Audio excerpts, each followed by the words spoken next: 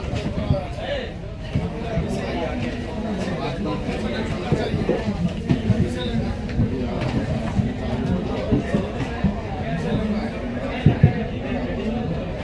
भैया, शुरू करें। आपको पास उसको लगाना होगा ना, है वो लगा लीजिए।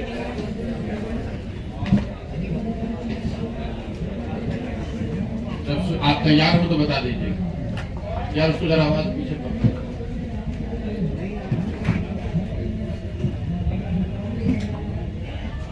शुरू करें। नमस्कार। जैसा कि आपको पता है, पिछले वर्ष 2 अक्टूबर को गांधी आश्रम भितिहरवा पश्चिम चंपारण से जन सुराज अभियान के तहत हम लोगों ने जो पदयात्रा शुरू की है, उसके करीब 15.5 महीने हो गए हैं। 2 जनवरी को 16 महीना हो जाएगा। इन 15-15.5 महीनों में हम लोग पश्चिम चंपारण से चल के पूर्वी चंपारण, शिवहर, भोपाल, सिवान, छपरा, वैशाली, समस्तीपुर, मुजफ्फरपुर, सीतामढ़ी, मधुबनी होते हुए दरभंगा में पहुंचे। दरभंगा में मैं पिछले 25 दिनों से हूँ। अभी 5-7 दिन और यहाँ दरभंगा में रहेंगे। 3 जनवरी को यहाँ से मैं बेगूसराय जाऊंगा। पदयात्रा के दौरान जो हमने अपनी आंख से देखा, लोगों से बात किया, जो अनुभव हुआ, उस पर एक संक्षिप्त ब्यौरा आपको दूंगा। पदयात्रा के उद्देश्य के बारे में भी बताएंगे और उसके बाद जो आपके सवाल होंगे वो आपसे सवाल भी लेंगे। पदयात्रा के 3 मूल उद्देश्य जो हैं, वो पहला उद्देश्य ये है कि मेरी अपनी जो 15-20 साल की समझ रही है, उसके आधार पर बिहार का अध्ययन करके हमने पाया कि बिहार की सबसे बड़ी समस्या ये है कि यहाँ के लोग जिन समस्याओं से, जिन परेशानी, बदहाली से जूझ रहे हैं, उन पर वो वोट नहीं करते हैं। तो 5 बरस आप शिक्षा की बात करते हैं, भ्रष्टाचार की बात करते हैं, सड़क नाली गली की बात करते हैं, लेकिन वोट यहाँ मूलतः लोग 4 वजहों से पिछले 30-35 साल से दे रहे हैं। पहली वजह है जाति। लोग जाति के आधार पर बड़ी संख्या में वोट करते हैं, लेकिन ये भी सच्चाई नहीं है कि बिहार में हर आदमी जाति पर ही वोट कर रहा है। क्योंकि अगर बिहार में हर व्यक्ति जाति पर ही वोट करता तो माननीय मोदी जी को तो कोई वोट ही नहीं मिलता, या जो मुसलमान समाज के लोग लालू जी को वोट करते हैं वो भी जाति पर वोट नहीं करते हैं। तो पहला एक बड़ा वर्ग जरूर है जो जाति पर वोट करता है, लेकिन एक बहुत बड़ा दूसरा वर्ग है जो जाति के बजाय धर्म के आधार पर या राष्ट्रवाद के नाम पर भाजपा को वोट करता है। तीसरा एक बहुत बड़ा वर्ग है जो लालू जी के डर से भाजपा को वोट करता है। और चौथा जो मुसलमानों का एक तबका है जो भाजपा के डर से लालू जी को वोट करता है। तो अगर आप बिहार के वोटिंग पैटर्न को देखेंगे तो इन्हीं 4 वजहों से करीब करीब 2/3 से ज्यादा लोग वोट करते हैं। जाति के नाम पर, धर्म के नाम पर, या लालू जी के डर से भाजपा को, भाजपा के डर से लालू जी को। तो लोगों को जाकर, पदयात्रा का जो पहला उद्देश्य इसी से जुड़ा हुआ है कि लोगों को जाकर ये बताया जाए कि अगर आपको अपनी जिंदगी, अपने बच्चों की जिंदगी सुधारनी है तो आपको कहीं न कहीं अपने बच्चों के लिए, अपने बच्चों के भविष्य के लिए वोट करना होगा। दूसरा पदयात्रा का उद्देश्य ये है कि बिहार में लोग बताते हैं कि हमारे पास विकल्प नहीं है। विकल्प के अभाव में गलत दल और नेता को वोट न करना पड़े, इसलिए एक नया दल और नया विकल्प बनाया जाए। फर्क सिर्फ इतना है कि वो दल प्रशांत किशोर या कोई व्यक्ति, कोई परिवार, कोई जाति विशेष न बनाए, उसको बिहार के सारे लोग मिलकर बनाए। पदयात्रा से पहले मैंने बिहार में एक अध्ययन कराया, सर्वे कराया, तो उसमें पता चला कि 50% से ज्यादा, आधे से ज्यादा बिहार के लोग ऐसा मानते हैं कि बिहार में एक नए दल और एक नए विकल्प की जरूरत है। इसका मतलब ये जरूरी नहीं है कि हर आदमी जनसुराज चाहता है या प्रशांत किशोर को चाहता है, लेकिन आधे से ज्यादा बिहार के लोग ऐसा मानते हैं कि बिहार में एक नए दल और विकल्प की जरूरत है, तभी बिहार में सुधार हो सकता है। तो पदयात्रा का दूसरा उद्देश्य है कि बिहार में लोगों की मदद से एक नया दल और विकल्प बनाया जाए, ताकि यहाँ के मतदाताओं को मजबूरी में किसी गलत दल और नेता को वोट न करना पड़े। पदयात्रा का तीसरा उद्देश्य ये है, अगर लोगों के बात समझ में आ जाए, लोग सही लोगों का चुनाव कर भी दें, तो भी बिहार का विकास तब तक संभव नहीं है जब तक बिहार के विकास के लिए जमीनी हकीकत को समझकर एक सोची समझी रणनीति न हो, योजना न हो। तो इस पदयात्रा के दौरान पूरे 8,500 पंचायतों के विकास के अगले 10 साल की योजना बनाना इसका एक उद्देश्य है।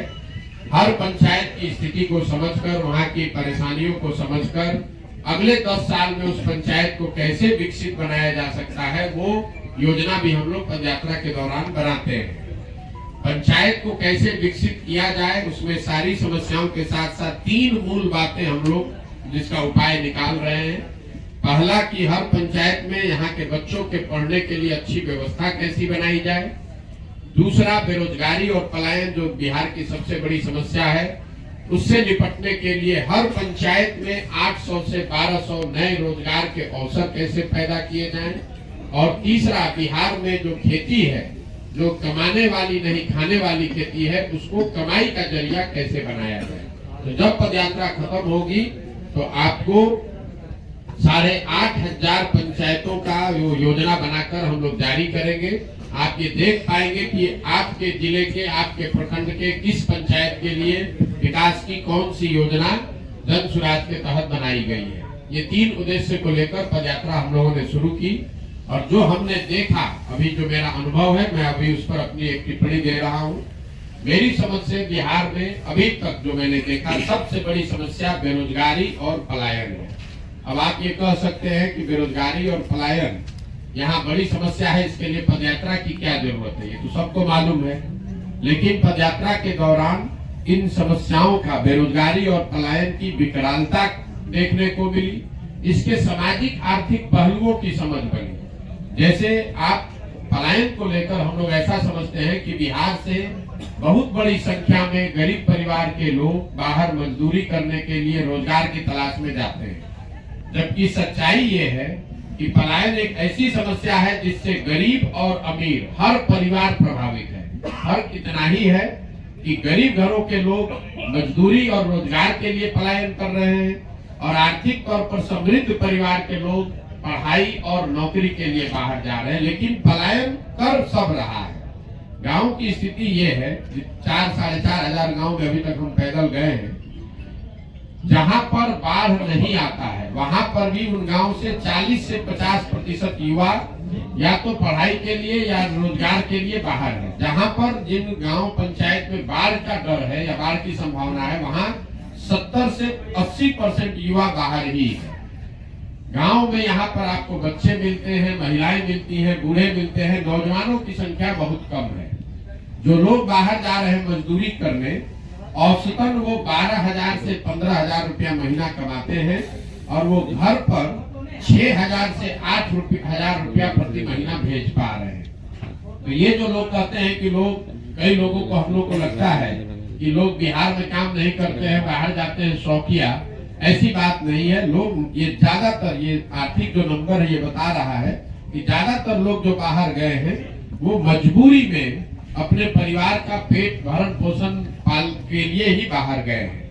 यही हाल बेरोजगारी का है। बेरोजगारी सिर्फ यहाँ बिना पढ़े लिखे या गरीब परिवारों का मुद्दा नहीं है।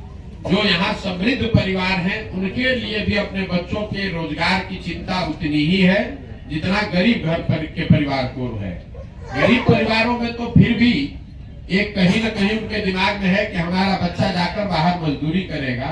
बेरोजगारी पढ़े लिखे और समृद्ध परिवारों के लिए ज्यादा बड़ा मुद्दा है। गांव में जब हम लोग चलते हैं, जिसके पास 10, 15, 20 बीघा जमीन है, वो लोग भी अपने बच्चों के रोजगार के लिए 15-20 हजार रुपए की नौकरी के लिए भी लोग हाथ जोड़ने को तैयार है। भैया किसी तरह कोई 15,000 का नौकरी लगवा देते, क्योंकि उसके पास 15-20 बीघा जमीन है लेकिन उससे उसको आमदनी नहीं है। तो बेरोजगारी और पलायन यहाँ सर्वस्पर्शी सबसे बड़ा मुद्दा अभी तक 16 महीने में हमें दिखा। दूसरा जो सबसे बड़ा परेशानी दिखी वो है शिक्षा व्यवस्था का पूरी तरीके से ध्वस्त हो जाना। बिहार में शिक्षा व्यवस्था बहुत अच्छी कभी नहीं रही है। मैं स्वयं बिहार के सरकारी विद्यालय से पढ़ा हूँ और हम लोगों ने देखा है कि यहाँ किस तरह की पढ़ाई की व्यवस्था रही है। लेकिन आज से 20-25 साल पहले हर जिले में, प्रखंड में 1-2 सरकारी विद्यालय ऐसे जरूर थे जहां पढ़कर आप जीवन में आगे बढ़ सकते थे। अभी 20-25 बरस से समता मूलक शिक्षा नीति के नाम पर जो व्यवस्था बनाई गई है, इसमें कुछ भी नहीं बचा है। नतीजा कई लोगों को लगता है कि हाँ, जो शिक्षा व्यवस्था खराब है उसकी दो वजह लोग गिनाते हैं। एक कि यहाँ शिक्षकों की गुणवत्ता अच्छी नहीं है, दूसरा कई लोग बताते हैं कि खिचड़ी बट रहा है इसलिए पढ़ाई नहीं है। दोनों वजह सही वजह नहीं है। अगर खिचड़ी बांटने से बच्चों की पढ़ाई खराब होती तो 8वीं क्लास से ऊपर के स्कूल में तो विद्यालय में खिचड़ी नहीं बांटा जा रहा है, वहां पर पढ़ाई क्यों नहीं हो रहा है? अगर सिर्फ शिक्षकों की गुणवत्ता या नियोजित शिक्षकों की वजह से शिक्षा व्यवस्था खराब होती तो स्कूल में तो नियोजित शिक्षक हैं, यहाँ पर सीएम साइंस कॉलेज में क्यों नहीं पढ़ाई हो रहा है? पटना साइंस कॉलेज में पढ़ाई क्यों नहीं हो रहा है? वहां तो नियोजित शिक्षक नहीं है। इसलिए अगर आप शिक्षा व्यवस्था की स्थिति को समझना चाहते हैं तो उसको गहराई से समझिए। बिहार में शिक्षा व्यवस्था के खराब होने की जो मूल वजह है वो है समाज और सरकार दोनों की नजर में शिक्षा पर जो प्राथमिकता शिक्षा को लेकर होनी चाहिए वो है ही नहीं। सिर्फ सरकार ही दोषी नहीं है, यहाँ रहने वाले लोगों की नजर भी ऐसी हो गई है, उनकी समझ भी ऐसी हो गई है कि पढ़ लिख कर होगा क्या, पढ़ाई लिखाई करने के बाद भी नौकरी नहीं मिल रहा है तो चलिए मजदूरी ही कर लीजिए, सरकार की तो प्राथमिकता में है नहीं। हुआ यह है कि समता मूलक शिक्षा नीति बनाने के नाम पर पूरे बिहार में विद्यालयों के भवन बना दिए गए। नतीजा ये हुआ कि जहाँ भवन है वहाँ शिक्षक नहीं है, जहाँ शिक्षक है वहाँ भवन नहीं है, जहाँ दोनों है वहाँ बच्चे नहीं है, जहाँ तीनों है वहाँ पढ़ाई नहीं है। यहाँ पूरी तरीके से पूरी जो शिक्षा व्यवस्था है सरकार के लिए भी और समाज के लिए, मैं बार बार इस बात को दोहरा रहा हूँ, सिर्फ सरकार के लिए नहीं, लोगों के लिए भी यहाँ की जो शिक्षा व्यवस्था है, विद्यालय जो है वो खिचड़ी, पोशाक और पैसा बांटने का सेंटर है और जो कॉलेज है वो डिग्री बांटने का सेंटर है।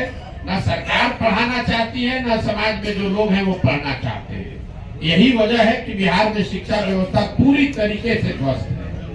तीसरी जो सबसे बड़ी समस्या है वो है खेती किसानी से जुड़े हुए जो लोग हैं उनकी परेशानी। 15-16 महीने में जो गांव में हम लोग सुन रहे हैं कि भैया पहले जो बिहार में खेती किसानी लोग करते थे, 2-4-5 वर्ष आप खेती कीजिएगा, कुछ पैसा बचाइएगा तो आप शायद 1-2 कट्ठा जमीन खरीदते थे।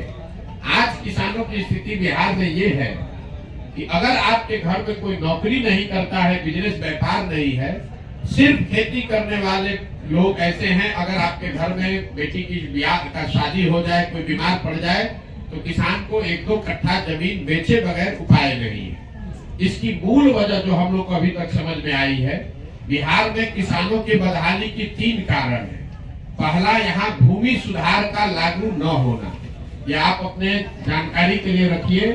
बिहार देश के बड़े राज्यों में शायद एकमात्र ऐसा राज्य है जहां आजादी के बाद भूमि सुधार को लेकर कोई प्रयास नहीं किया गया है।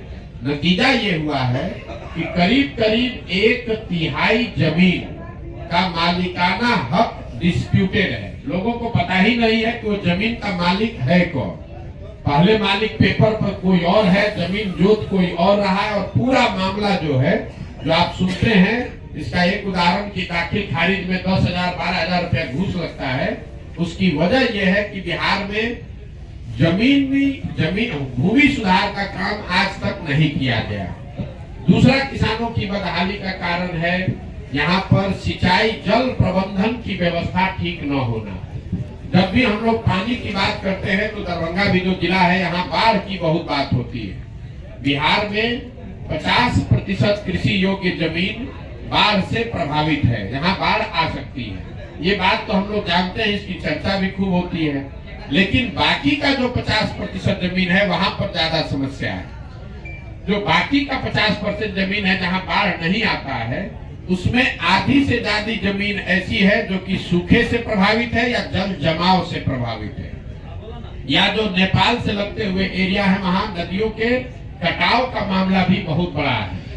तो यहाँ पर कुल अगर 100 एकड़ जमीन है तो उसमें 25 एकड़ से कम जमीन ही ऐसी है जहां पर 2 फसल की खेती हो रही है। बिहार में जो खेती का इंटेंसिटी, एग्रीकल्चर इंटेंसिटी एक आंकड़ा होता है, आप ज्यादातर लोग नहीं जानते होंगे, वो बिहार में है 1.4। मतलब अगर 2 हो तो उसका मतलब है कि 1 एकड़ में 2 बार खेती होती है। बिहार में पूरे बिहार का कृषि एग्रीकल्चर इंटेंसिटी है 1.4। दरभंगा में कृषि इंटेंसिटी है 1.1। मतलब यहाँ जितनी जमीन है करीब करीब 100% जमीन, करीब करीब 90% जमीन ऐसी है जिसमें सिर्फ एक ही फसल होता है। ये आपकी जानकारी के लिए बता दें, क्योंकि कई बार सरकार कहती है कि यहाँ एक जमीन में 2 बार फसल होता है, 3 बार फसल होता है। दरभंगा में 90% कृषि योग्य जमीन में एक ही फसल होता है, चाहे वो बाढ़ की वजह से हो, सूखे की वजह से हो या जल जमाव की वजह से हो। तो भूमि सुधार और जल प्रबंधन के बाद जो तीसरी बड़ी समस्या है जिसके वजह से किसान यहाँ बदहाल है, वो है यहाँ के किसानों के फसल का दाम का न मिलना। एक आर्थिक सर्वेक्षण के अनुमान के हिसाब से बिहार में सब परेशानियों के बावजूद जो लोग फसल पैदा करते हैं उनका उचित दाम न मिलने की वजह से हर साल, इसको याद रखिए, हर साल बिहार के किसानों का करीब करीब 20,000 करोड़ रुपए का नुकसान हो रहा है। आप उदाहरण के तौर पर देख लीजिए, अभी धान का कटाई हुआ है, धान का आधिकारिक मूल्य है 2,250 रुपया। दरभंगा में, मधुबनी में जब मैं पैदल चला हूँ, ज्यादातर लोग बता रहे हैं कि वो धान बेचे हैं 1500, 1600, 1700 में। तो ये जो नुकसान है पूरे राज्य के स्तर पर अगर इसको देखेंगे तो ये आर्थिक सर्वेक्षण बता रहा है कि हर साल नुकसान है 20,000 करोड़ रुपए का। ये 3 वजह जो है, भूमि सुधार का लागू न होना, जल प्रबंधन की व्यवस्था नहीं होना और फसलों के दाम नहीं मिलना, इसकी वजह से यहाँ के किसानों को हर साल 20,000 करोड़ का नुकसान हो रहा है। बेरोजगारी, पलायन, शिक्षा और कृषि के बाद ये 3 सबसे बड़ी समस्या जो बिहार के हर जिले में हर वर्ग के लिए है। इसके बाद 4 जो केंद्र सरकार की बड़ी योजनाएं हैं उसकी जमीनी हकीकत जो हम लोगों ने देखी वो मैं आपको बताना चाहता हूँ। केंद्र सरकार की सबसे बड़ी योजना है प्रधानमंत्री गरीब कल्याण योजना, जिसमें लाभार्थियों को 5 किलो अनाज हर महीने मिलना है। अभी तक करीब करीब आधा बिहार घूमने के बाद मैं आपको विश्वास से कैमरे पर कह रहा हूं कि बिहार में लाभार्थियों को 5 किलो नहीं 4 किलो अनाज ही हर महीने मिल रहा है। और ये जो 1 किलो अनाज जो 20% है, ये चोरी ये कहाँ जा रहा है? ये जो हर महीने अनाज आता है इसमें 35 से 40 रुपए प्रति क्विंटल की दर से जनप्रतिनिधि और अफसर जो पैसा ले रहे हैं उसकी वजह से ये 20% अनाज लोगों को नहीं मिल रहा है। इसमें महत्वपूर्ण बात यह है कि ये जो 35 से 40 रुपए प्रति क्विंटल की चोरी हो रही है, इसमें ज्यादातर जगहों पर वहां के विधायक भी 6 रुपए से 8 रुपए प्रति क्विंटल के हिसाब से अपना हिस्सा ले रहे हैं। दूसरी केंद्र सरकार की बड़ी योजना है आवास योजना, जिसको आजकल प्रधानमंत्री आवास योजना कहते हैं, पहले इंदिरा आवास योजना लोग कहते थे। अभी तक जितने जगह हम लोग गए हैं, ज्यादातर जगहों पर प्रधानमंत्री आवास योजना के लाभार्थी बहुत मिला ही नहीं है। जो है वो इंदिरा आवास के पहले के लाभार्थी हैं। लेकिन अभी जो योजना है जिसमें लाभार्थियों को 1,40,000 रुपया मिलना है 3 किस्त में, जिनको भी इसका लाभ 2-4 लोगों को मिल रहा है, उनको 25,000 से 40,000 रुपया तक घूस देना है, तभी उनको आवास योजना का लाभ मिलेगा। जिन पंचायतों में मुखिया या जनप्रतिनिधि लोगों से पैसा नहीं ले रहे हैं, वहां पर भी 20 से 25,000 रुपया तो आपको प्रधानमंत्री आवास योजना में देना ही देना है। अधिकारी अपना पैसा लेगा ही लेगा। जहां मुखिया जनप्रतिनिधि पैसा ले रहे हैं वहां पर 35 से 40,000 रुपया तक लोगों को देना पड़ रहा है। और इसकी पूरी एक व्यवस्था बनी हुई है, आप लोगों को जानकारी होगी। नाम लिखने के लिए 1,000 रुपया, आपके घर के साथ फोटो खींच के भेजने के लिए 2,000 रुपया, पहले किस्त में 11,000 रुपया, वो पूरा एक व्यवस्था बना हुआ है। तीसरी जो केंद्र सरकार की बड़ी योजना है वो है स्वच्छ भारत अभियान के तहत शौचालय की योजना। अभी दरभंगा का भी मैं आपको बता दूं, और पीछे जो मैं घूम कर आ रहा हूं, बिहार के ज्यादातर गांव में खुले में शौच यहाँ के जीवन की आज भी सच्चाई है और दरभंगा उससे अछूता नहीं है। कहीं पर शौचालय उस तरह से नहीं, जितना ओडीएफ सर्टिफिकेट दिया गया है ज्यादातर ये फेक है। हुआ ये है कि हर शौचालय के नाम पर वहां यहाँ के अधिकारियों ने 2000 रुपए प्रति शौचालय पैसा लाभार्थियों से लिया और एक ही शौचालय के नाम पर फोटो लगाकर 10-10, 15-15, 20-20 शौचालयों का पैसा निकाल लिया गया है। और जब ओडीएफ का सर्टिफिकेट बनाना हुआ तो अधिकारी और जनप्रतिनिधि दोनों ने मिलकर जाली ओडीएफ सर्टिफिकेट जारी कर दिया।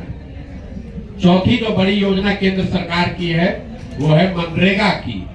जब मैं पैदल चलना शुरू किया तो मेरा अनुमान था कि बिहार में इतनी बेरोजगारी गरीबी है, बहुत बड़ी संख्या में हमको मनरेगा का काम होता हुआ यहाँ दिखेगा। अभी तक 15.5 महीना में मुझे मनरेगा का कोई सक्रिय काम होता हुआ नहीं दिखा है। लोग ये जरूर बताते हैं चलते हुए कि भैया ये पेड़ लगाया गया है मनरेगा में, या मिट्टी भरा गया है मनरेगा में, या पंचायत आंगनवाड़ी सेंटर बनाया गया है मनरेगा के मजदूरों की मदद से। लेकिन मैं दोहरा देता हूँ, अभी तक मनरेगा का कोई सक्रिय काम हमको देखने को कहीं नहीं मिला। जब मैंने इसको आंकड़ों में देखा तो वहां पर भी ये दिख रहा है, पिछले वित्तीय वर्ष में बिहार सरकार का मनरेगा में यूटिलाइजेशन है 39%। मतलब अगर 100 रुपया हम लोग दिल्ली से मनरेगा के लिए ला सकते थे तो 60 रुपया तो हम लोग लेकर ही नहीं आए। ये विशेष राज्य की दर्जा के मांग करने वाले लोगों के मुंह पर चमाता है। आप कह रहे हैं कि हमको विशेष राज्य का दर्जा चाहिए। मनरेगा में जो 100 रुपया आप दिल्ली से ला सकते थे उसमें 60 रुपया तो आप लेकर ही नहीं आए, और जो 40 रुपया आया उसमें मनरेगा में पीसी का दर लोग बताते हैं 40 से 50%। मतलब जो 40 रुपया आया उसमें 25% भ्रष्टाचार की भेंट चढ़ गया।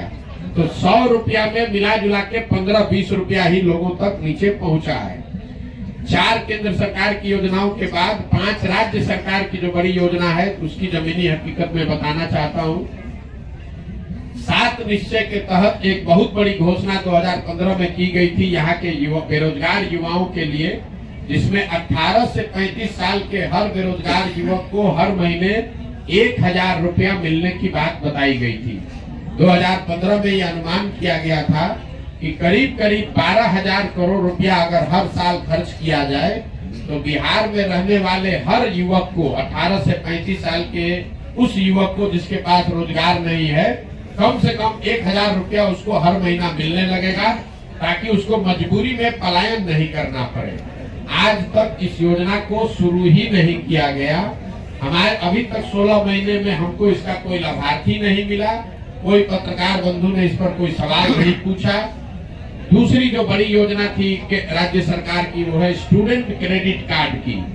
2014-15 में बिहार में मैंने एक अध्ययन कराया था जिसमें पता चला कि 1/3 बिहार के परिवार, करीब 1.25 करोड़ परिवार ऐसे हैं जो अपने बच्चों को 12वीं के आगे आर्थिक स्थिति के वजह से नहीं पढ़ा सकते। इसलिए स्टूडेंट क्रेडिट कार्ड की योजना शुरू की गई थी कि अगर 12वीं के बाद बच्चे पढ़ना चाहते हैं तो सरकारी गारंटी पर उनको बैंक से पैसा मिलेगा। जब तक वो पढ़ाई पूरी करे, नौकरी हासिल करे, तब तक बैंक से वो पैसा मिलता रहे, ताकि लोग जब नौकरी मिल जाए उसके बाद उस पैसे को वापस कर सके। कुल 1,25,00,000 परिवार के बच्चों को इसका लाभ मिलना चाहिए था। बिहार सरकार का अपना आंकड़ा बता रहा है कि कुल जमा 9 लाख लोगों को इसका अभी तक लाभ मिला है, और इस योजना को भी धीरे धीरे ठंडे बस्ते में डाल दिया गया है। तीसरी बड़ी योजना जिसकी आप लोग खूब चर्चा करते हैं वो है नल जल योजना। 2015 में सिर्फ 3% बिहार के घरों में पानी की सुविधा, पेयजल की सुविधा नल या चापाकल से थी। सिर्फ 3% घरों में पानी की सुविधा थी। ये अनुमान किया गया कि अगर 25,000 करोड़ रुपया 5 वर्ष में खर्च किया जाए तो बिहार में करीब 100% घरों में नल से पानी पहुंचाया जाएगा।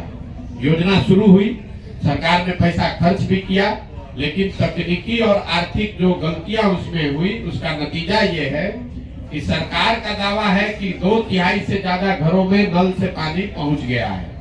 जमीनी हकीकत यह है कि 2/3 से ज्यादा घरों में नल का पानी नहीं पहुंचा है, या पहुंचा तो चलकर बंद हो गया।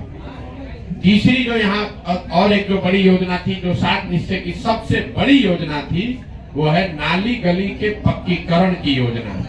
2015 में यह अनुमान किया गया था कि अगर 5 वर्ष में 80,000 करोड़ रुपया, ये योजना है 80,000 करोड़ की, 80,000 करोड़ रुपया अगर खर्च किया जाए तो बिहार के हर घर से निकलने वाले नाली को का पक्कीकरण किया जाएगा। उस नाली को लाकर एक गांव में बड़े नाले से जोड़ा जाएगा ताकि बड़े नाले के जरिए गांव के पानी को बाहर निकाला जा सके।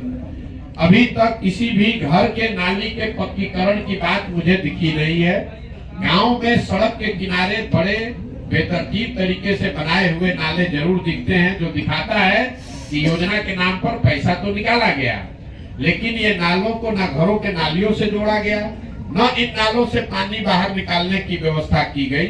नतीजा ये हुआ है कि ज्यादातर ये नाले कूड़ेदान में परिवर्तित हो गए हैं। उस पर लोग भैंस बांध रहे हैं, गोबर पाथ रहे हैं, उससे पानी नहीं निकल रहा है। ये 4 जो बड़ी योजना है राज्य सरकार की, इसके अलावा 3 क्षेत्र जहां लोगों को रोजगार, काम धंधा मिल रहा है। ये जो मुझे दिखा यहाँ पर, शराब का अवैध कारोबार, बालू का अवैध कारोबार, और जो अनाज को पैसे में कन्वर्ट करने का एक नया माफिया बिहार में शुरू हो गया, जिसकी चर्चा अभी कम हो रही है, लेकिन ये प्रधानमंत्री गरीब कल्याण योजना में जो 1 किलो अनाज कम मिल रहा है, इसको पैसे में कन्वर्ट करके फिर उसी अनाज को वापस लाने के लिए भी हर जिले में एक माफिया हो गया है। हर गांव में हम लोग ये देख रहे हैं 5 से 10 बच्चे अवैध शराब के कारोबार से जुड़े हुए हैं। रास्ते में चलते हुए अगर 10 हम लोग को ट्रक या ट्रॉली दिखती है तो उसमें 2-3 ट्रक या ट्रॉली ऐसा है जो अवैध बालू का कारोबार कर रहा है, बालू की ढुलाई कर रहा है। उसी तरीके से ये अनाज जो है, क्योंकि अफसर और जनप्रतिनिधि तो पैसा ले रहे हैं, जो अनाज आता है उसको गोडाउन से या दूसरे जगहों से उठाकर पैसे में कन्वर्ट करने के लिए भी हर जगह सैकड़ों लोगों का एक माफिया बना हुआ है। हर जिले में कोई 1-2 आदमी उसको कंट्रोल करता है, जो इस अनाज को उठाता है और उसको पैसे में कन्वर्ट करके अफसरों और जनप्रतिनिधियों तक पहुंचाता है और फिर इसी अनाज को रिसाइकिल करके उसी सिस्टम में डालता है। तो ये 3 क्षेत्र दिखे मुझे जहां बड़ी संख्या में बिहार के युवक रोजगार कह लीजिए या इंगेजमेंट कह लीजिए, जो इसमें जुड़े हुए हैं। 3 शब्द जो सबसे ज्यादा सुने गए वो है अफसरशाही, भ्रष्टाचार और पीसी। अफसरशाही से परेशान जनता, गांव देहात में लोग ये बता रहे हैं कि भैया जिस तरह बिहार ने पहले अपराधियों का जंगल राज देखा है, आज जो नीतीश बाबू की सरकार है ये कमोवेश अधिकारियों का जंगल राज है। आप चाहे पत्रकार हैं, जनप्रतिनिधि हैं, सामान्य जनता हैं, गरीब हैं, अमीर हैं, अफसर जो चाहेगा वही होगा। अफसरशाही बहुत है, ये बात आपको हर आदमी बताता है। दूसरा, सरकारी विभागों में फैला हुआ भ्रष्टाचार, चाहे आपको दाखिल खारिज कराना है, राशन कार्ड बनाना है, जन्म मृत्यु प्रमाण पत्र बनाना है, पासपोर्ट वेरिफिकेशन करना है, कोई ऐसा सरकारी विभाग नहीं है पंचायत में, ब्लॉक में, अनुमंडल, जिला में जहां बिना पैसा दिए हुए आप काम करा सके। और तीसरा जो शब्द है वो है पीसी। सरकारी योजना चाहे केंद्र सरकार की हो या राज्य सरकार की, हर योजना में 20% से 50% की दर से पीसी का काटा जाना और उसका जनप्रतिनिधियों और अफसरों में बराबर बंटवारा होना, उसकी भी व्यवस्था बिहार में बहुत व्यवस्थित तरीके से लोगों ने उसकी व्यवस्था कर ली है। 2 क्षेत्र जहां सुधार दिखा वो है बिजली और सड़क। निश्चित तौर पर बिहार में बिजली हर गांव में, हर टोले में पहुंच गई है, इसमें कहीं कोई दो मत नहीं है। जहां पर भी हम लोग गए वहां ये दिखा, लोग बता रहे हैं कि घर घर बिजली आ गई है। लेकिन बिजली को लेकर जो लोगों की समस्या है वो है कि बिजली के लोगों की नजर में बिजली का जो बिल आ रहा है वो गलत आ रहा है या बहुत ज्यादा आ रहा है। लोग रास्ते में बताते हैं कि भैया 5,000 का बिल आ गया, 10,000 का, कई लोग 50-60 हजार, 1 लाख 1.5 लाख का भी बिल दिखा रहे हैं। एक बार बिल अगर आपका गलत आ गया तो जो लोग बता रहे हैं कि या तो आप लोग अदालत का चक्कर लगाइए या DCLR का ऑफिस घूमते रहिए, आपका कनेक्शन कट जाएगा, फिर कोई उपाय नहीं है। दूसरा, कुछ क्षेत्रों में स्मार्ट मीटर के रिचार्ज को लेकर भी लोगों ने बहुत तकलीफ बताई है कि लोग इतने गरीब हैं, उनके पास पैसा नहीं है, एक बार स्मार्ट मीटर खत्म हो गया तो रिचार्ज नहीं कराने की वजह से लोगों को अंधेरे में रहना पड़ रहा है। सड़क को लेकर निश्चित तौर पर नेशनल और स्टेट हाईवे में सुधार हुआ है और वो सुधार दिख रहा है, लोग बता भी रहे हैं। लेकिन जो ग्रामीण सड़क है, चाहे वो पंचायती राज की सड़क हो, ग्रामीण कार्य आरओ की सड़क हो, प्रधानमंत्री मुख्यमंत्री संपर्क योजना की सड़क हो, उन सड़कों की स्थिति लोग जो बता रहे हैं, जो हम रास्ते में देख रहे हैं, कमोबेश वही है जो लालू जी के जमाने में होती थी। सड़कों में भी रख रखाव के अभाव में या बहुत ज्यादा भ्रष्टाचार की वजह से ग्रामीण सड़कों की स्थिति भी बिहार में वही हो गई है जो पहले थी। एक क्राइम को लेकर मैं आपको बता दूं, अंतिम बात हमारी ओर से, जब मैंने चलना शुरू किया था तो उसके 3 महीने पहले महागठबंधन की सरकार बनी थी। तो ज्यादातर लोग रास्ते में बताते थे कि भैया महागठबंधन का सरकार बना है, राजद वाले आए हैं, देखिए कानून व्यवस्था बिगड़ेगा, क्या होगा। लोगों के मन में एक डर था। लेकिन मैं इस साल के जनवरी फरवरी से जब मैं सिवान से आगे बढ़ा हूँ तो ये डर अब यथार्थ में परिवर्तित होता दिख रहा है। लोग आकर डेली बताते हैं यहाँ मुखिया की हत्या हो गई, यहाँ लूट हो गया, यहाँ अपहरण हो गया। तो धीरे धीरे वो क्राइम जो है वो वापस आ रहा है और बड़ी तादाद में लोगों के मन में ये जो डर था वो कहीं ना कहीं चरितार्थ होता, सच्चाई बनता दिख रहा है। पिछले साल का जो क्राइम का डाटा है यहाँ का बिहार का, नेशनल क्राइम ब्यूरो के स्टैटिस्टिक्स के हिसाब से पिछले साल 2022 में 21 के मुकाबले करीब 24% ज्यादा क्राइम हुए अक्रॉस ऑल कैटेगरी। 24% में 1/4 से ज्यादा क्राइम बढ़ा है। इस साल का भी आंकड़ा अभी आएगा तो भी आपको बताएंगे। मोटे तौर पर मेरा अभी तक का ये अनुभव रहा है, जनरली लोगों में एक उदासीनता या सरकार के प्रति गुस्सा, कुछ लोग बहुत गुस्से में हैं, कुछ लोग उदासीन हैं, लेकिन कोई ऐसा शायद ही इक्का दुक्का मिलता है जिसको इस सरकार से बहुत भरोसा है या उत्साह है कि देखिए इस सरकार में अब आगे क्या होता है। ज्यादातर लोगों ने एक मान लिया है कि अब इस सरकार से तो कुछ होने वाला नहीं है। ये मेरी अभी तक की समझ है। अब आपके जो सवाल है वो आप सवाल कर सकते हैं। बहुत बहुत धन्यवाद जी। बिहार की राजनीति में कदम रखे हैं, आने वाला समय जो है लोकसभा का चुनाव है, तो क्या सबसे पहले तो उसमें कोई भूमिका होगी आपकी? दूसरा ये कि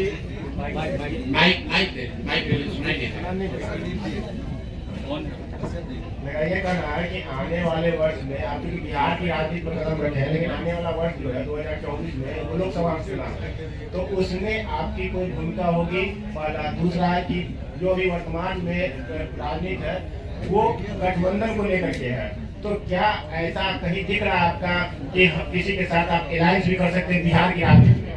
पहली बात आप ये समझिए कि जब मैंने पदयात्रा शुरू की उसी दिन ये बताया है कि दल तभी बनेगा जब मैं करीब करीब पूरा बिहार पैदल चल लूंगा। तो लोकसभा से पहले तो अभी हम आधा बिहार ही कर पाए हैं, 2-4-5 जिला और कर लेंगे। तो लोकसभा से पहले जन स्वराज दल बनने की संभावना तो मैं नहीं देखता हूँ। लेकिन अगर लोग ये चाहते हैं कि वो चुनाव लड़े, जो लोग जन स्वराज परिवार से इस परिकल्पना सोच से जुड़ रहे हैं, और अगर वो तय करते हैं कि चुनाव लड़ा जाए तो उन जगहों पर चुनाव लड़ सकते हैं। लेकिन जो चुनाव लड़ेगा वो निर्दलीय के तौर पर लड़ेगा। जन स्वराज परिवार या हमारी सोच या हम लोग के पास जो भी व्यवस्था है उसकी मदद करेंगे। लेकिन ये निर्णय विशुद्ध तौर पर उन लोगों का है जो जन स्वराज से जुड़े हुए हैं। अगर लोकसभा के स्तर पर, जिले के स्तर पर वो निर्णय लेते हैं कि हम लोग को चुनाव लड़ना है, हम लोग के पास योग्य कोई प्रत्याशी है, तो वो चुनाव निर्दलीय के तौर पर लड़ सकता है।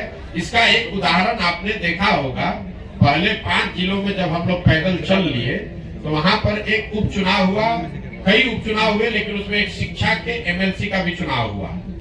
तो लोगों का ऐसा मानना था कि चूंकि हम लोग शिक्षा पर इतनी बात कर रहे हैं तो शिक्षकों के एमएलसी के चुनाव को हम लोग को लड़ना चाहिए। तो उन 5 जिले के जन स्वराज के साथियों ने मिलकर ये तय किया और अपने में से अफाक अहमद जी को चुनकर प्रत्याशी बनाया गया। वो लड़े निर्दलीय के तौर पर, लेकिन चुनाव जीते, अभी एमएलसी भी हैं।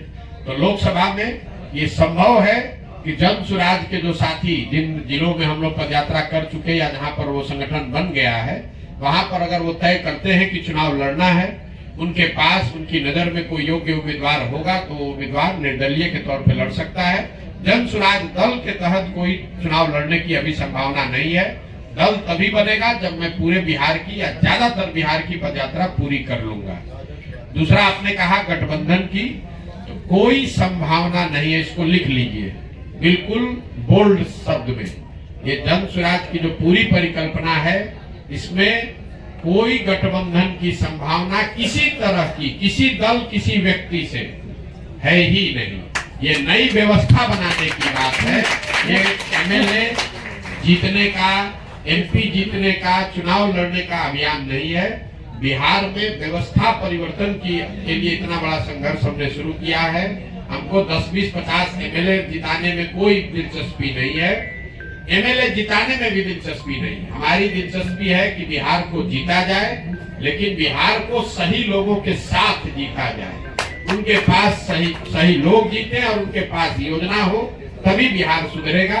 और जो हमारी अपनी समझ है कि जो अभी तक हमने देखा है 16 महीनों में, अभी तक जो मुझे दिख रहा है, जब ये दल बनेगा तो बिहार की जनता तैयार है। या तो वो इस दल को अर्श पे बैठाएगी या फर्श पे रखेगी। या तो जन सुराज को 0 सीट आएगा या इतना सीट आएगा कि आप उसको गिन नहीं पाइएगा। तो इसलिए गठबंधन की कोई जरूरत भी नहीं है। ये संभव है कि सारे प्रयास के बावजूद जनता इससे इत्तेफाक न रखे, लेकिन अगर इत्तेफाक रखेगी तो ये मॉडल ही ऐसा है कि इसमें या तो आप पूरा ही आपका है या नहीं तो कुछ भी आपका नहीं है।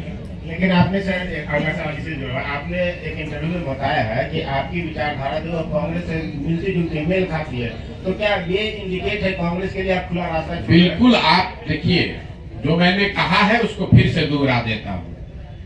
उन्होंने पूछा आपकी विचारधारा क्या है, तो मैंने कहा कि मेरी विचारधारा, हम गांधी को लेकर चल रहे हैं और हर दिन अपने भाषणों में भी कहते हैं कि पूरा ये जो जन सुराज है, ये आजादी से पहले, आज की कांग्रेस नहीं, आजादी से पहले जो कांग्रेस की व्यवस्था थी, उस व्यवस्था को पुनर्जीवित करने का प्रयास है। जहां दल जो है वो किसी व्यक्ति विशेष का ना हो, किसी जाति का ना हो, किसी परिवार का ना हो। आजादी से पहले जो कांग्रेस थी वो किसी परिवार की पार्टी नहीं थी, वो किसी जाति विशेष की पार्टी नहीं थी, वो उन सब की का दल था जो बिहार, जो राज्य, जो देश को आजाद करना चाहते थे। तो जन सुराज उस सोच से प्रेरित है। बिहार में वो दल बने, हर वो व्यक्ति जो बिहार के पिछड़ापन से, गरीबी से, बदहाली से परेशान है, वो इसमें जुड़े और जुड़कर बिहार में परिवर्तन के लिए प्रयास करें। हम वो विकल्प बना रहे हैं और विचारधारा के आधार पर निश्चित तौर पर अगर आप महात्मा गांधी को लेकर चले हैं, तो मैंने ये कहा कि कांग्रेस जिस विचारधारा को रिप्रेजेंट करने का दावा करती है, मेरी विचारधारा वही है। वो कर पा रहे हैं कि नहीं कर पा रहे हैं उनका मामला है, हम कांग्रेस में नहीं हैं। हमारी विचारधारा वो है जो महात्मा गांधी की विचारधारा कांग्रेस में थी, उसी विचारधारा को लेकर चल रहे हैं। और उसी को आप कह रहे हैं कि कांग्रेस के लिए दरवाजा नहीं खोल रहे हैं, वो विचारधारा ही हम कह रहे हैं कि हमारी वही विचारधारा है। महात्मा गांधी की जो विचारधारा थी, उसी विचारधारा से प्रेरित होकर इस व्यवस्था को बनाने का प्रयास है और उसी विचारधारा को कांग्रेस या उनके साथी दल उस विचारधारा का प्रतिनिधित्व होने का दावा करते हैं। उस नजरिए से आप कह सकते हैं कि मेरी विचारधारा उनसे मिलती जुलती हो सकती है या उनके करीब हो सकती है। राहुल गांधी न्याय यात्रा पे निकले, आपके करने के बाद निकल गए। नहीं, राहुल गांधी तो बहुत बड़े नेता हैं, उनको हमारे कहने की और सुझाव की क्या जरूरत है। वो पहले भारत जोड़ो यात्रा उन्होंने किया है और शायद अभी बस से और पदयात्रा तो नहीं करेंगे, जो अभी कल हम लोगों ने मीडिया में पढ़ा, शायद अब वो बस से या गाड़ी से पूरब से पश्चिम एक यात्रा कर रहे हैं। तो मुझे, मेरी ओर से उनको शुभकामना है, मैं उसमें क्या कह सकता हूँ। मैंने ये नहीं कहा, जो लोग ही लड़ेंगे, मैंने, देखिए बात की, आप लोग बात को इधर से उधर घुमा देते। मैंने कहा कि जब जन सुराज दल लोकसभा से पहले है नहीं, तो जन सुराज दल तो चुनाव लड़ नहीं सकता है। लेकिन जन सुराज से हर जिले में जहां पदयात्रा हुई है, ये संख्या आपको बता दूं, करीब 55 से 60 हजार लोग इस परिकल्पना से जुड़कर इस दल को बनाने वाला बनना चाहते हैं। तो हमने उनको ये कहा है कि अगर आप जन स्वराज से जुड़े हैं, आप 60,000 लोग बैठ के निर्णय लीजिए कि दरभंगा में चुनाव लड़ना है कि नहीं लड़ना है। अगर वो निर्णय लेंगे और उनके पास इस विचारधारा के मानदंडों के हिसाब से कोई चेहरा मिल जाए उम्मीदवार के तौर पर, तो उसको हर हालत में पूरी मजबूती से निर्दलीय के तौर पर लड़ाया जाएगा। लेकिन अगर किसी कारण से आपको चुनाव नहीं हो पाता, हमारी जिला की बात है, दरभंगा लोकसभा में नहीं हो पाता, तो नहीं लड़ेंगे, कोई हड़बड़ी नहीं। लेकिन जो आपके साथ जुड़े हुए लोग हैं, हाँ। उनको आप क्या कहेंगे, किन पार्टी को? कोई दिक्कत कुछ नहीं कहेंगे। आप अपने वो आपको आइडियल मान चुके हैं। अपने विवेक के अनुसार आप जहां भी चाहें आप वहां वोट कर सकते हैं। मान लीजिए कि आप कांग्रेस की विचारधारा में यकीन रखते हैं और कांग्रेस वहां चुनाव नहीं लड़ती है। कई ऐसी जगह है जहां कांग्रेस के विचारधारा में यकीन रखने वाले लोग हैं, लेकिन कांग्रेस पार्टी वहां भी चुनाव नहीं लड़ती है। कई ऐसे जगह है जहां बीजेपी के विचारधारा के मानने वाले लोग हैं, लेकिन भाजपा वहां चुनाव नहीं लड़ती है। तो क्या करते हैं, अपने समझ से जो उपलब्ध ऑप्शन है उसमें से आप चुनाव करके उसको जिसको वोट देना दीजिए। अभी तो आपको बताया भैया, किसी पार्टी से मिल, हमारी विचारधारा, मेरा अपना मत ये है कि जो आजादी से पहले महात्मा गांधी की कांग्रेस थी, हम उसी से प्रेरित होकर जन स्वराज हमने शुरू किया है। विचारधारा जो गांधी की विचारधारा थी वही विचारधारा जन स्वराज की विचारधारा है, या उसको बनाने का आज के संदर्भ में उसी के करीब रहने का प्रयास है। सर, अभी आपने कहा कि लालू के डर से बीजेपी को वोट दिया था, बीजेपी के डर से लालू को। 2005 से लेकर आज तक नीतीश जी को किसके डर से वोट मिला? नीतीश जी को दो वजहों से वोट मिला है। पहली बात, जो नीतीश कुमार को वोट देता है उसका मेन वोट वही है जो लालू जी के खिलाफ वोट देता है। और दूसरा, 2005 से 2010-12 तक उनकी जो सरकार यहाँ चली उसमें कुछ काम होता, सुधार होता लोगों को दिखा, तो वो सुधारवादी लोग भी उनको वोट दिया उन लोगों ने। लेकिन 2014 के बाद से नीतीश जी के राज में सुशासन का वो चीज देखने को नहीं मिला। इसीलिए आप देख रहे हैं कि किसी 2010 में 206 सीट जीतने वाले नीतीश कुमार एनडीए 2020 में जब चुनाव हुआ तो उनको 125 सीट भी जीतने में मुश्किल आई। तो सिर्फ जाति के आधार पर वोट नहीं है। अगर सिर्फ जाति के आधार पर वोट होता तो जो एनडीए चुनाव लड़ी थी 2010 में, वही एनडीए चुनाव लड़ी 2020 में, तो फिर उनका 206 से घट के 120 कैसे हो गया?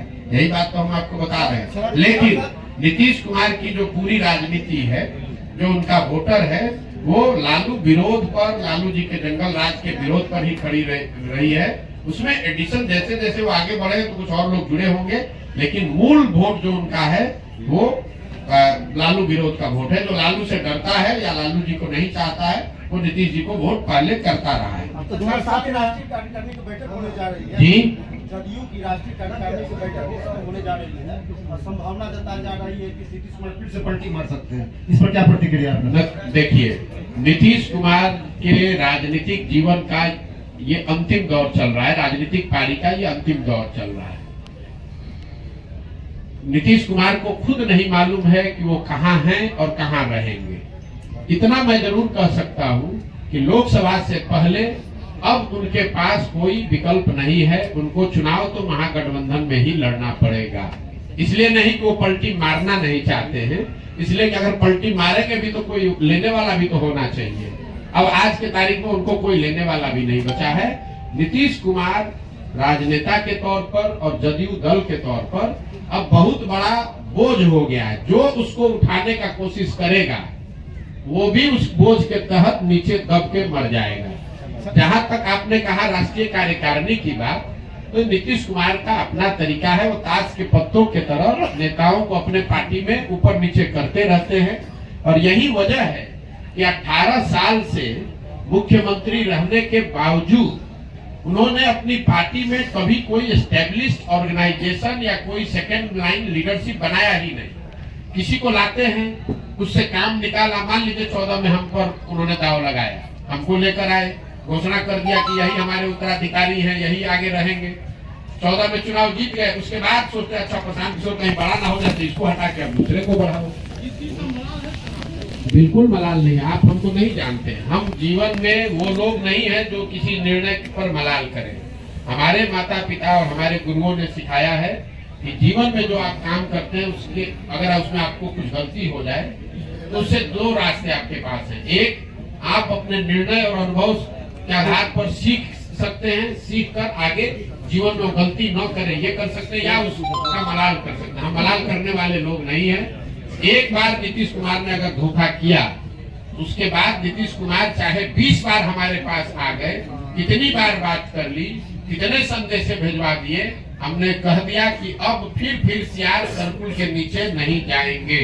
हमको चाहे 1 वर्ष लगे कि 10 वर्ष लगे, अब नीतीश कुमार के साथ जाने का कोई सवाल नहीं है। नीतीश कुमार जब महागठबंधन बनाए, इस बार आपको पता चला जब बनाए, तब हमको आकर मार्च में 6 महीना पहले आकर सबसे पहले हम ही से सलाह किया कि भाई अब महागठबंधन बनाना चाहते हैं, आप इधर आ जाइए, आप तो भाजपा के खिलाफ हमारी मदद करना चाहते थे।